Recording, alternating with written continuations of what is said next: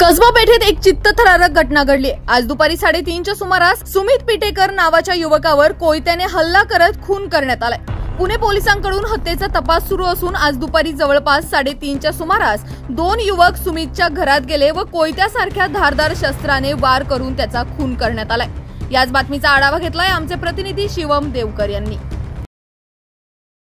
पुण्यात नक्की चाललंय तरी काय असा प्रश्न पुणेकर नागरिकांना वारंवार पडताना आपल्याला पाहायला मिळतोय। सुमित पिटेकर नावाचा त्याचा आज दुपारी जवळपास 3:30च्या सुमारास खून करण्यात आलाय। आता आपण त्याच्या घराबाहेर उभे आहोत। ह्या घरात सुमित पिटेकर जो आहे तो वास्तव्यास होता।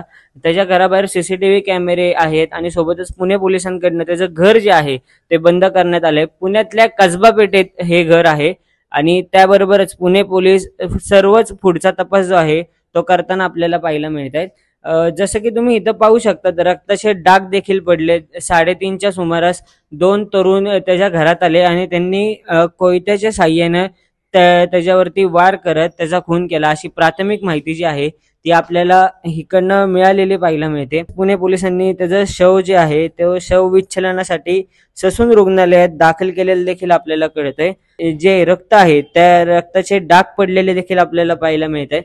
घटनेचं गांभीर्य केवढं आहे ते आपण ह्या माध्यमातून पाहूच शकतात आणि त्याबरोबरच पुणे पोलिसांनी सर्व प्राथमिक चौकशी जी आहे ती देखील सुरू केली आहे।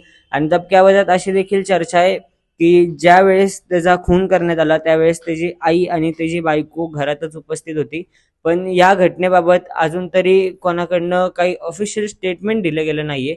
पुणे पोलीस या सर्वच घटनेची चौकशी जी आहे करताना आपल्याला पाहायला मिळतात। पुण्यातून कॅमेरामॅन विराजसह मी शिवम देवकर, आपला आवाज न्यूज नेटवर्क, पुणे।